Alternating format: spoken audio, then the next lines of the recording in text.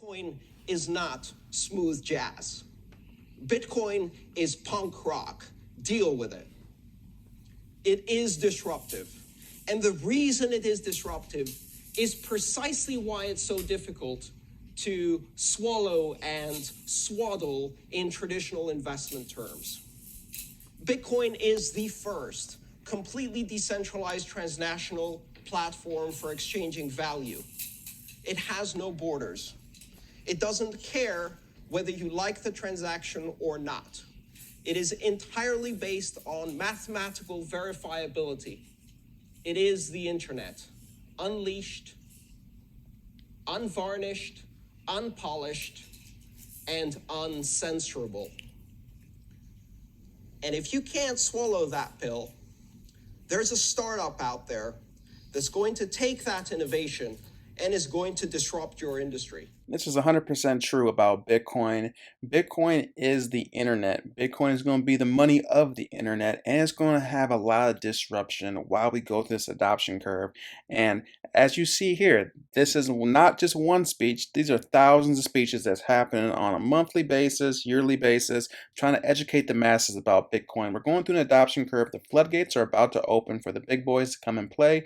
Once that spot ETF passes, and you have, Fidelity, the BlackRocks of the world offering Bitcoin to their institutional grade clients, this is going to be catastrophic to the upside in a positive way for Bitcoin adoption. So hope you're ready.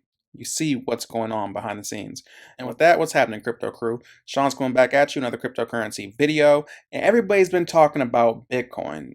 Right now, you're seeing more talks about Bitcoin about a year outside the halving. We're about 8-9 months away, but we're still hearing more and more talks about it because we're going through an adoption curve. Is being considered a viable asset when it comes to one's diversification in their portfolio. But as you see here, check this clip out here. Talks are still being had. Today, we're going to zero in on crypto, which has outperformed even some of the most high-flying parts of the market this year. So it's definitely a pivotal moment for the crypto sector. A crucial federal court ruling could stifle efforts by SEC Chairman Gary Gensler to wrangle what he calls the Wild West of trading. A judge in New York has cast doubt on whether the SEC has a clear path to regulate most altcoins as securities. That ruling, largely viewed as a net win for altcoin traders who feared an imminent crackdown from regulators, as well as for Coinbase, which faces its own legal battle with the SEC. The top 100 digital assets are up 48% this year, compared to 17% for stocks and 9% for gold. Meanwhile, Bitcoin is outperforming the NASDAQ 100, as are crypto-pegged stocks like Coinbase, Galaxy Digital, and MicroStrategy. But Bitcoin can't seem to break out from the $30,000 price level.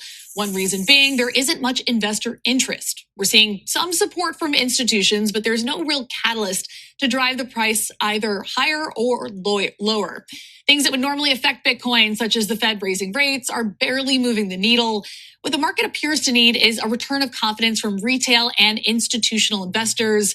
That could potentially happen if an ETF that directly tracks the spot price of Bitcoin is approved. Some of the biggest names in TradFi are racing to be the first to offer one, including BlackRock. Now, if spot ETFs get the green light, they could spur a buying spree as firms purchase Bitcoin to meet reserve requirements. We're also seeing movement on crypto legislation on Capitol Hill. And crucially, Frank, there is a technical event called the Halvening coming up next April, which typically marks the start of a bull run for Bitcoin. You see the Bitcoin halving clock is estimated to be around April 17th, 263 days, a little less than a year. But as you see, Bitcoin is gaining momentum, gaining steam. As you see in this clip here, they're talking about federal regulation getting in place, the big boys coming to play with the spot ETF, and also the Bitcoin halving. Excitement is swirling up around the crypto space. How high can Bitcoin blast off this next bull run? $100,000 is definitely in the cards, but how high will we go? 150, 200, 250? Time will definitely tell. And as you see, presidential candidates are also getting into the space and also talking about Bitcoin. Robert Kennedy says he proposes Bitcoin to be back with the dollar, and he's also buying it himself. He bought his kids some Bitcoin a few days ago, so this is definitely a huge change and mix up in the crypto space. And then taking a look at some technical indicators, you see that after every downtrend, what happens? There's a downtrend that we break out of, and then we come in and range before we blast out, retest, and blast up. Downtrend, we break out of, come down, range before a blast up. Downtrend, break out of, come out, range. That blast up's going to happen in due time. Next year or two is definitely going to get really bullish, so make sure your seatbelts are strapped. And the exchange inflow, spent outflow value bands on all exchanges, there's not really seeing Bitcoin inflows into any exchanges, meaning whales are hodling. They're not sending to exchanges to sell off. So as you see, we're just stair-stepping our way up as far as the price action, and then this decreasing value. Once this thing pops, that's when the price falls. But now the supply is getting suppressed. So this is definitely a bullish indication. And where we can see Bitcoin coming up, looking at the monthly, we see that Bitcoin comes down, retests, and then blasts up and closes back above the 50% level, closes back above the 50% level. We haven't got to close back above the 50% level yet, that 32.6 level, so that could be in the cards. We're almost there. We're knocking at the door. So Bitcoin could come back above this, wick above it, as it did here and here in previous cycles, and then have that retracement go into the halving before the ultimate blast off. And here's one fun fact. Once Bitcoin surpasses the gold market cap, it'll be worth 630K. When do you think this will happen? Will this happen after this halving, after the 2028 halving, 2032 halving? Let us know your thoughts below. And without further ado, let's hear from Greg Foss. He's talking about the markets and what's going on with Bitcoin and crypto.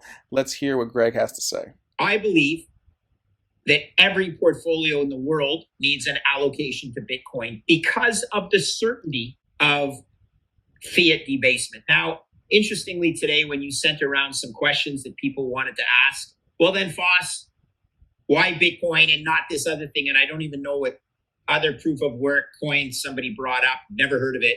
And the simple answer is, first of all, Bitcoin has first mover advantage. Secondly, and most importantly, it is the most secure digital asset, defended by the strongest computer network in the world and defined by its 21 million supply of Bitcoin. So you might say, well, I'm going to start this other coin. It's also proof of work, but it's only got 2.1 million coins. It's therefore more scarce and therefore better than Bitcoin. No, it's not, because in order to transfer value over this network, you need security of the network.